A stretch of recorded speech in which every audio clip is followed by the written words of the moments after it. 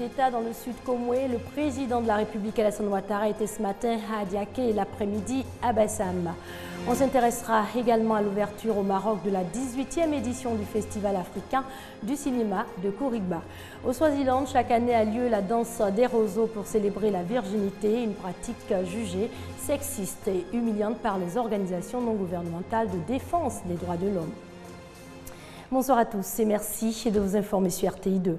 Le président de la République Alassane Ouattara a entamé ce matin sa visite d'État dans le sud Komoué, à Diaké le matin et Bassam l'après-midi. Le chef de l'État a été accueilli chaleureusement par les populations. Il leur a parlé de paix, de cohésion, de rassemblement et de développement. Justement, sur ce dernier point, ce sont plus de 14 milliards de francs CFA qui ont déjà été investis dans le sud Komoué. On écoute le président de la République Alassane Ouattara, c'était cet après-midi lors de son meeting à Bassam. La ville de Grand Bassam est chargée d'histoire. Oui, l'histoire de la Côte d'Ivoire. Oui, Bassam, c'est la première capitale de la Côte d'Ivoire, avant Benjerville et Abidjan et Yamoussoukro. Bassam, c'est le symbole de la lutte pour l'émancipation et l'indépendance de la Côte d'Ivoire avec la marche des femmes.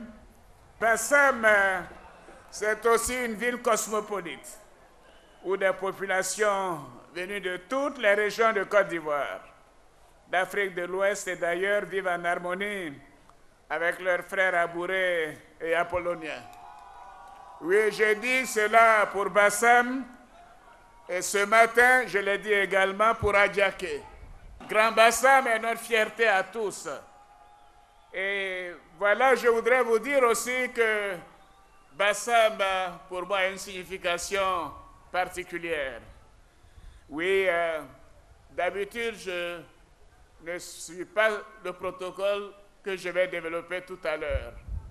Mais Bassam, pour moi, c'est mon frère, c'est mon ami, Daniel Duncan Kablan. Oui, je déclare ouverte l'autoroute de Grand Bassam à la circulation dès aujourd'hui. Oui, bien évidemment, pour tout ce qui concerne Grand Bassam, nous devons aller de manière très minutieuse.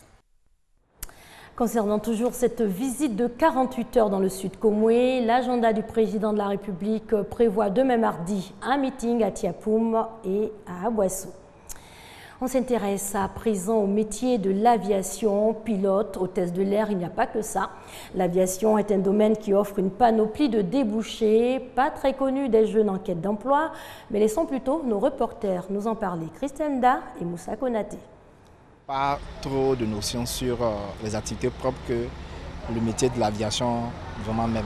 Je pense qu'il y a le métier de pilote, les hôtesses de l'air, ainsi que certainement les mécaniciens. À vrai dire, je ne sais pas réellement comment on fait pour accéder à ces corps de métiers-là.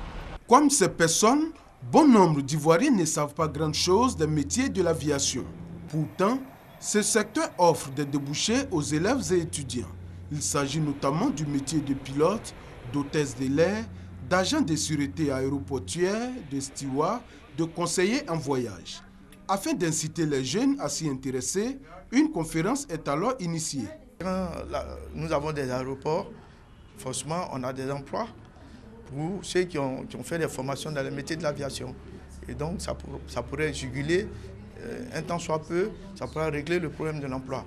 Aujourd'hui, avec l'avènement des NTIC, si vous ne pouvez pas travailler dans une entreprise, vous pouvez créer votre entreprise virtuelle. Aujourd'hui, on a des agents de voyage virtuels. Vous créez votre agent de voyage, vous pouvez faire des réservations en ligne, faire même les paiements en ligne. Après plus de 2 heures d'échange, les participants se disent satisfaits. Je suis intéressée par le métier de billetterie. J'avais des préoccupations et ça m'a permis de savoir qu'ils ont des partenaires et après la formation, on pourra avoir un stage. Selon l'Observatoire de l'aviation civile, les métiers de l'aviation représentent 284 000 emplois directs et des milliers d'emplois indirects en Europe. C'est un secteur en pleine croissance qui offre de nombreuses opportunités d'emploi. Le reportage de Christelle Nda était plutôt dit par Herman Niamian. Ouverture hier au Maroc de la 18e édition du Festival africain du cinéma de Kouribga. 21 pays présents, 14 films en compétition. Le festival se tient jusqu'au 19 septembre prochain. Envoyé spécial au Maroc, Serge Coléa. Rencontre de deux cultures, le métissage culturel du royaume chérifien, matérialisé par cette musique classique fortement européanisée.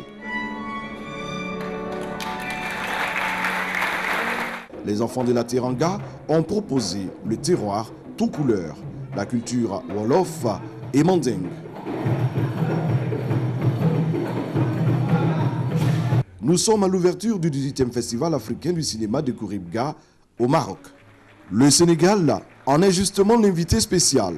Pour le président de la fondation du Festival africain du cinéma de Kouribga, il faut sauver la cinématographie africaine, lui permettre d'exister avec une identité africaine libre et propre à chaque État. Les festivals de Carthage en Tunisie, Kouribga au Maroc ou le FESPACO à Ouagadougou doivent poursuivre ce but, a-t-il notamment indiqué. Depuis nos indépendances des années 60 jusqu'à présent, les pays africains ne sont pas arrivés au jour d'aujourd'hui à exister de la façon dont on peut dire qu'en Europe, le cinéma européen, c'est des cinématographies italiennes, allemandes, norvégiennes, françaises, etc. Nous sommes obligés aujourd'hui de savoir si définitivement nos États vont assumer les demandes de leur peuple et de leurs artistes ou si définitivement nous n'avons rien à espérer d'eux. 21 pays africains présents, 14 films, dont Braquage à l'africaine du réalisateur ivoirien Oel Brown, sont en compétition. Des ateliers, des débats et un colloque sur le rôle des festivals africains dans l'animation du 7e art vont meubler ce rendez-vous cinématographique qui se tient du 12 au 19 septembre à Kouribga, au Maroc.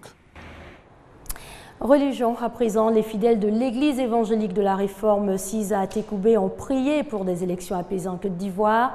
Cette messe a été aussi l'occasion d'ordonner le pasteur principal de la communauté. Louanges, chants et prédications ont constitué les temps forts de cette messe d'action de grâce en faveur de la paix et pour des élections sans violence en Côte d'Ivoire. Cette messe, organisée par l'église évangélique La Réforme, située dans le quartier Jérusalem à Tékoubé, a été l'occasion pour les fidèles de procéder à l'ordination du pasteur Francis Yaou Boussou comme pasteur principal de la mission évangélique La Réforme.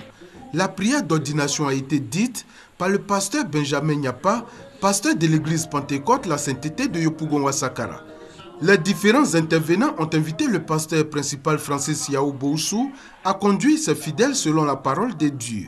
Un message bien perçu par le nouvel ordonné qui s'est engagé à poursuivre l'œuvre de Dieu avec dévouement et sagesse avant de traduire sa gratitude aux fidèles et aux autorités chrétiennes qui ont effectué massivement le déplacement pour cette cérémonie.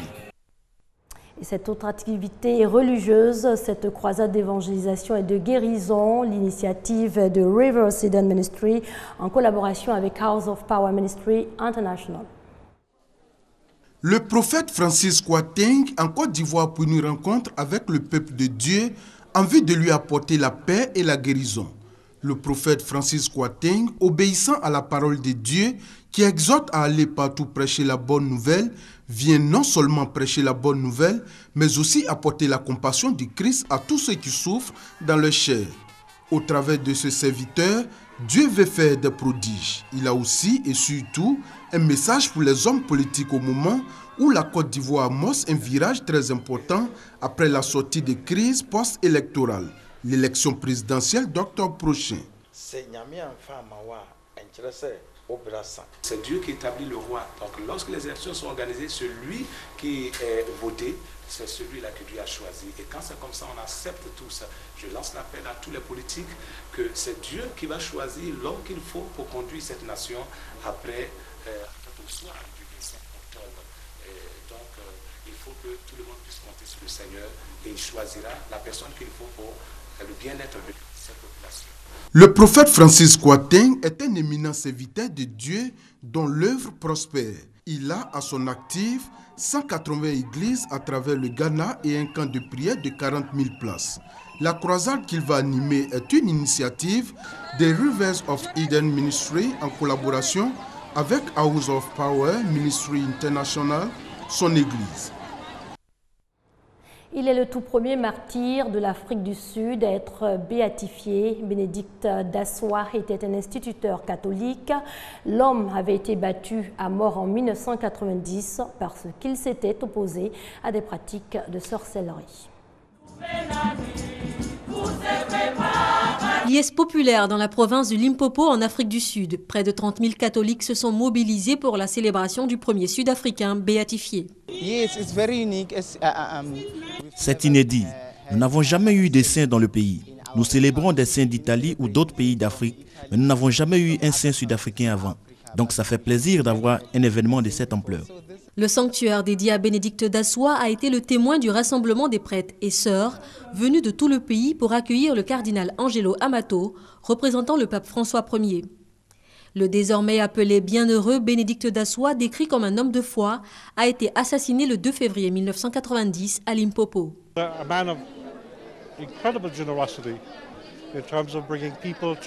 C'était un homme incroyablement généreux. Il amenait les gens aux hôpitaux et aux cliniques. Et il prenait le temps de s'occuper des gens âgés.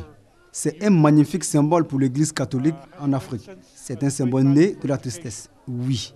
Mais c'est là le mystère de la foi. L'idée de la mort et de la résurrection font toujours ensemble. C'est donc une excellente opportunité de rassembler les gens pour célébrer la vie du premier saint sud-africain. Bénédicte Dasoa a été lapidé avant d'être rattrapé par ses assassins, puis battu à mort, jusqu'à être ébouillanté pour s'assurer de son décès. Il est mort en priant. Au nom de sa foi, il a refusé de participer à une collecte d'argent.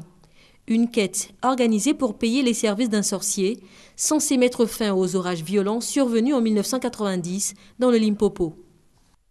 Le reportage était signé Christelle Ménan du service politique et actualité internationale. Au Swaziland, chaque année, des dizaines de milliers de jeunes femmes vierges dansent les seins nus devant le roi Mswati III. La cérémonie de la danse des roseaux célèbre la virginité. Elle est censée encourager les jeunes femmes à rester chastes. Pour les organisations non gouvernementales de défense des droits de l'homme, c'est plutôt une pratique sexiste et humiliante. Des milliers de filles dansent seins nus devant leur roi, officiellement pour promouvoir la virginité et combattre le sida. La danse des roseaux ou Umhlanga est une vitrine du folklore local. Cette cérémonie est censée encourager les jeunes filles à rester chastes, où 26% des habitants du Swaziland entre 15 et 49 ans vivent avec le VIH selon ONU-SIDA. Nous venons tous ici, nous portons des roseaux et dansons dans des costumes traditionnels. Costumes conçus pour montrer notre corps de telle façon que nos parents et les personnes de la communauté peuvent observer notre corps et regarder si nous prenons soin de nous-mêmes, si nous vivons une vie chaste et pure. Des centaines de touristes se rendent chaque année à ce festival qui a été promu par le roi Mswati III comme un moyen de décourager la promiscuité sexuelle.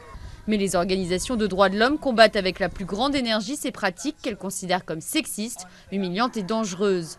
Certaines filles ont été harcelées et menacées par des groupes d'hommes.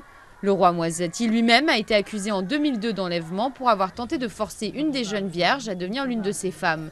Le roi polygame a aujourd'hui officiellement 14 épouses.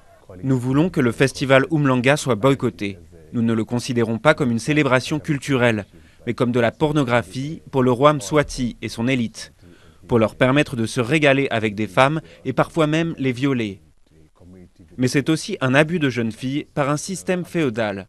Les filles reçoivent quelques notions de base sur la sexualité pendant le festival, mais ces danses ne sont pas seulement là pour promouvoir la chasteté, elles permettent surtout au roi d'asseoir sa légitimité. Cette culture est un moyen de rendre hommage à sa majesté, et pour les vierges, un moyen d'exprimer leur amour pour la monarchie. Les roseaux que nous apportons sont ensuite utilisés pour faire un mur royal. Le roi Mswati a promis d'éradiquer le virus du sida d'ici 2022 pour faire du Swaziland le premier pays au monde à réussir. Mais alors que des dizaines de milliers de femmes dansent nues devant leur roi polygame, ce projet semble être plus proche du fantasme que de la réalité. C'est tout pour ce soir. Je vous souhaite une très bonne soirée sur les antennes de la RTI, la marque du service public.